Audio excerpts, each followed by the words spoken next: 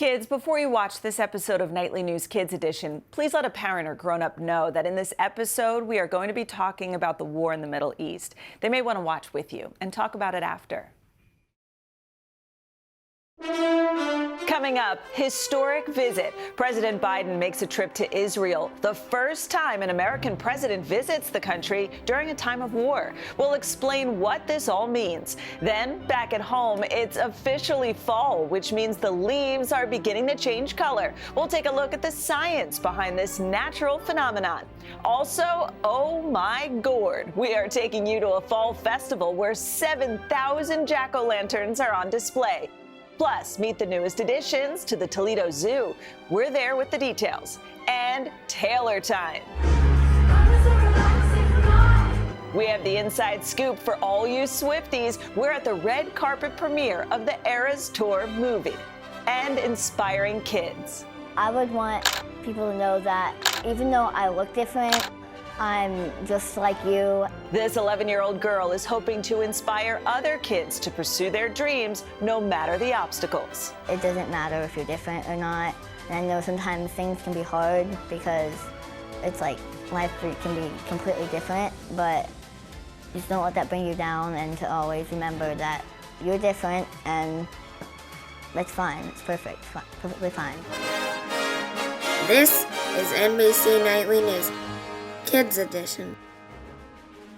Welcome back to Nightly News Kids Edition. I'm Dylan Dreyer, filling in for Lester this week, who's on assignment overseas. We have a super lineup ahead, including a visit to a festival where jack-o'-lanterns are lighting up the night sky, and a team of young volunteers are on hand to help. Our Kids Edition correspondent is there with all the details. Plus, we'll put your ice hockey knowledge to the test in this week's pop quiz. But first, we want to begin with one of the top stories we continue to follow, and that's the ongoing war taking place in the Middle East between Israel and a group called Hamas.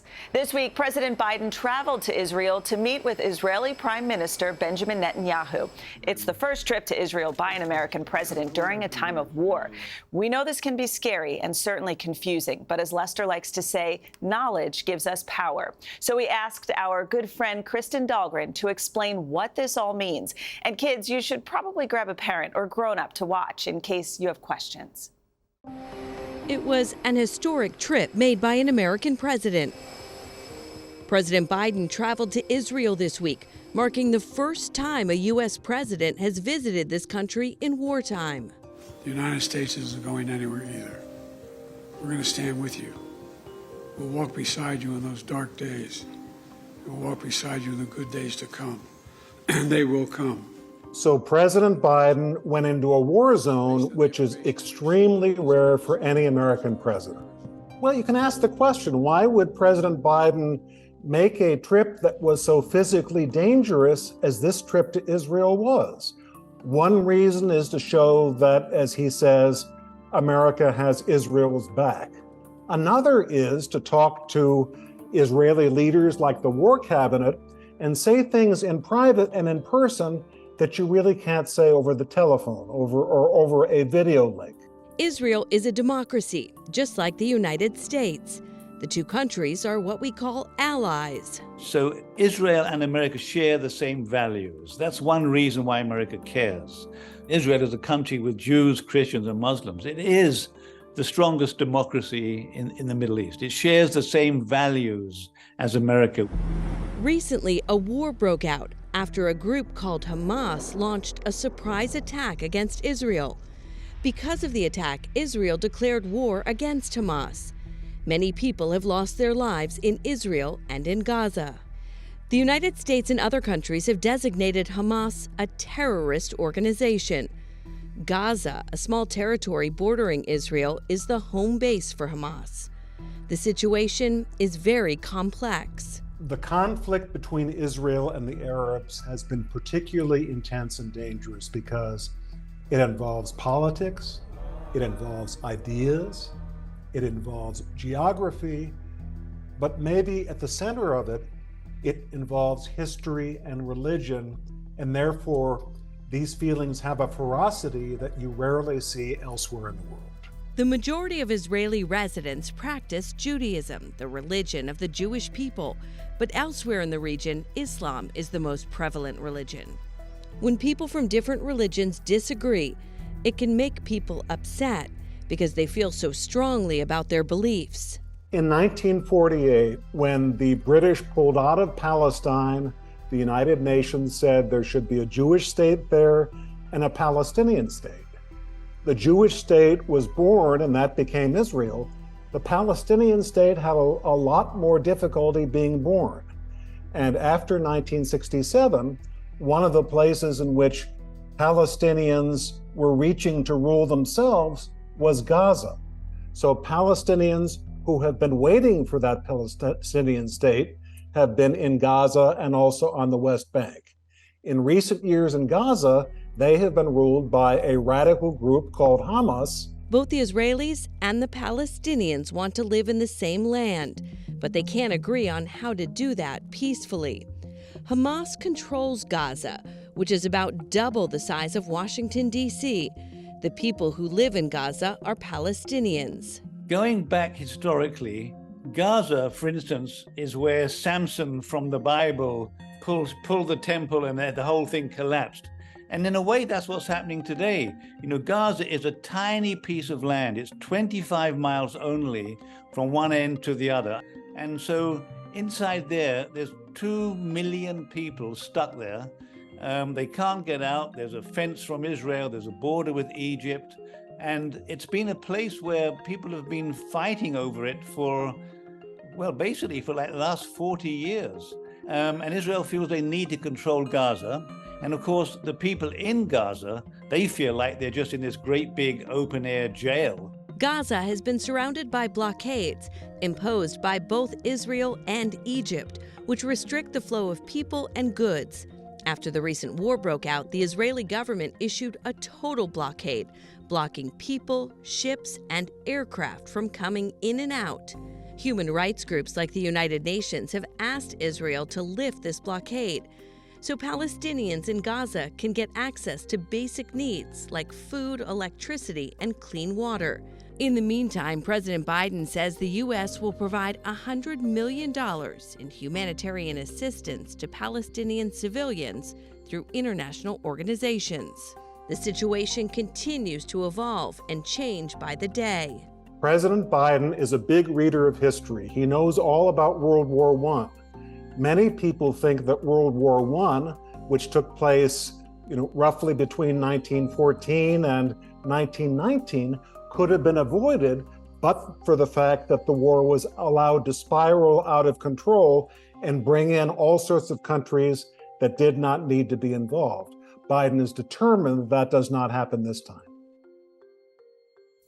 Kristen, thank you for that. Switching gears now, the air is crisp and Halloween is right around the corner. And one of the hallmarks of the fall season is seeing the leaves change colors. But why do leaves change colors this time of year? Our good pal, Dr. John Torres, explains. Reds, yellows, oranges, and sometimes even purple. As we say goodbye to the green, all these other colors start to emerge. But to understand why leaves change, we have to go back to the beginning and understand why trees even have leaves.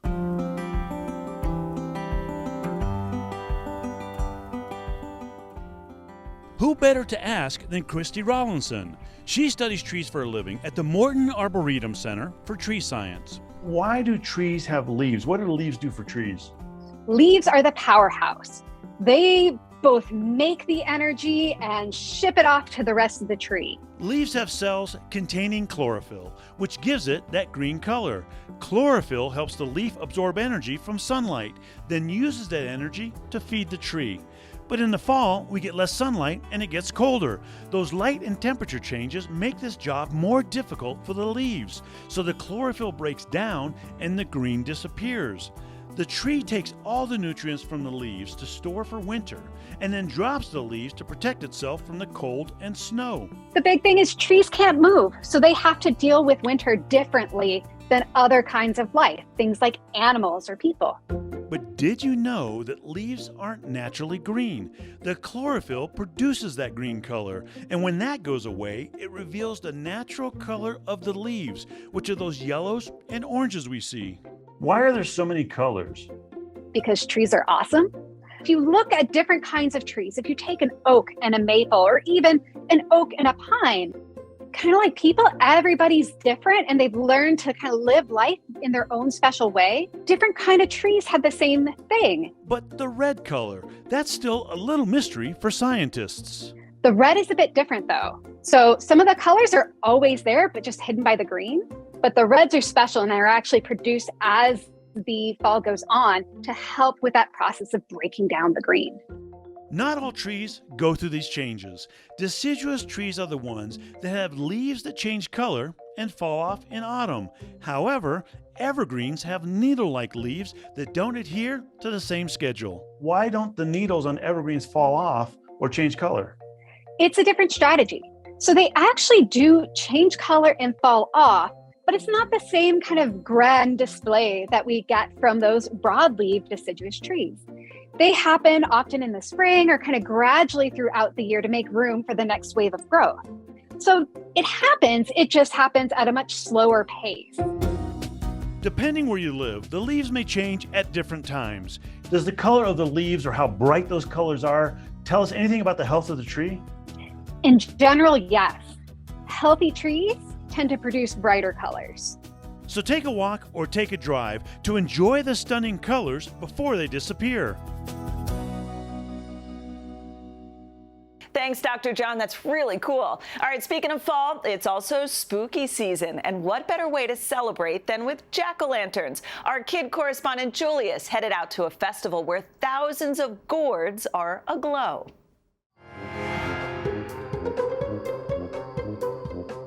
Have you ever seen a Ferris wheel made out of pumpkins? What about a pumpkin carousel? Or even the Loch Ness Monster? I'm here at the Great Jack-o'-lantern Blaze in Hudson Valley, New York, where there are over 7,000 pumpkins on display. Let's go check it out. Great Jack-o'-lantern Blaze is a yearly event with some of the coolest pumpkin art around, with recreations of everything from famous works of art to the Statue of Liberty and even dinosaurs. So how does this spooky display come together? I got the scoop. All of the pumpkins are hand-carved on site here. Some of them are real pumpkins, like the ones you might do at home, and others are what we call art pumpkins, and those are carvable artificial pumpkins that carve just like a regular pumpkin. So we've got a big team that kind of puts everything together, but the carving is done by only 12 artists. They do all of the carving that you see. Some of the pumpkins are also lit by real candles, thanks to the help of some awesome volunteers. I spoke with Sophia and Sabrina from Girl Scout Troop 1296 one-on-one. Today we lit the lanterns on the path and lighted some of the pumpkins around the way down. What inspired you to want to help contribute to this pumpkin blaze? Because I've been here a long time and I've come every year, so I thought I'd help out. Since so many people are doing all these pumpkins, it would be easier if someone else came to help, so we came here to help everyone because of all the work they put into all this. And it's not just fun and games here at the Blaze. There's also lots of history on display, from the legend of Sleepy Hollow and the Headless Horseman to the Van Cortlandt Manor, which is the historical site of the Blaze. There's so much to see and learn here at the Blaze. For Nightly News Kids Edition, I'm Julius. Thank you, Julius. Those jack-o'-lanterns are spooktacular. All right, now let's head to Toledo, Ohio for our picture of the week. Twin Siberian tiger cubs recently stepped out for the first time at the Toledo Zoo. Our friend Ava Maldonado has the details. Meet Ember and Ash, the twins who are capturing America's attention at the Toledo Zoo. The twin Siberian tiger cubs, both girls, were born back in late July. There's only 5,000 tigers left in the wild of all the subspecies, and of this particular subspecies, there's less than 500 in the wild. So it's really special for us to have, especially two girls. Did you know Siberian tigers are also known as Amur tigers? They are the largest tiger in the world. This is the second pair of twins for Mom Talia and Dad Titan. And now they're on display. The twins just made their public debut. They waited for Mom to come out, and then they peek their heads out, and then they run around a little bit, and sometimes they'll stumble and fall a little bit because it's all new and new sights and smells. And one of the best parts about this job is getting to see amazing things like that. The zoo says the twins now weigh about 20 pounds and can be expected to grow to up to 370 pounds. And with these adorable new additions, the future of the endangered Siberian tiger is looking brighter. Ava, thanks so much. It doesn't get any cuter than that. All right, it's time now for a pop quiz. The NHL started up this week, so it's the perfect time to test your knowledge about something fundamental to the game, the hockey puck. We decided to get some help with this one from the New Jersey Hitmen, an elite junior hockey league. True or false, hockey pucks are frozen for games? Okay, so true or false, hockey pucks are frozen. I'll give you a few seconds to think about it.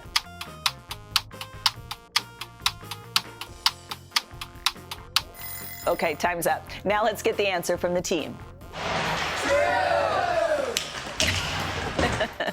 Thanks, guys. Yes, it's true. All NHL and AHL pucks are frozen before the game. The reason? Icy pucks glide both smoother and faster across the ice. They're also made of rubber, so freezing them eliminates any bounce they may have. The ideal temperature for a puck is 18 degrees. Ooh, that's cold. All right, it's time to grab your friendship bracelets and get ready to shake it off. At the movies, our friend Emily Akeda attended the premiere of Taylor Swift's Eras Tour movie, and she has the inside scoop for all you Swifties. Welcome to the Eras Tour. It's the movie premiere of Swifties' wildest dreams. We're ready for it! Taylor Swift's long-awaited Eras Tour concert film debuting in style at the Grove in LA. And we scored a golden ticket along with more than 2,000 others who got to walk red carpets like this before heading inside to see the concert film. And if one superstar wasn't enough, the Queen Bee herself, Beyonce, turned out to support Swift on the red carpet. Have you ever been more excited to see a movie?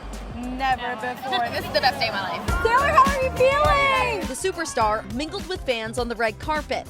Attendees got lots of Eras-themed snacks. Look at these, they're amazing! Before being divided up into 13 separate theaters, Swift's favorite number. Hello. With Swift greeting each group personally. You absolutely are main characters in this film because that's what made the tour magical. Then it was showtime. We are literally watching the concert film with Taylor Swift right behind us. The night unlike any other movie experience, with guests encouraged to dance and sing, so I was happy to oblige. And so was Taylor, who spent the night bopping to her own songs. It's about being there with her, but also about the memories that you're reliving as you listen to all of these songs. And once the film opened to the public, fans started pouring in the next day. I'm gonna go to this movie at least 13 times. I feel just as excited as I was to go see this actual show. I did everything for them to experience Taylor. The blockbuster concert film has already earned more than $92 million in its opening weekend, making it the highest-grossing concert film in U.S. history. For those who couldn't get tickets to see her sold-out tour in person, this movie is a true love story. Okay, now I'm officially jealous. Thank you, Emily.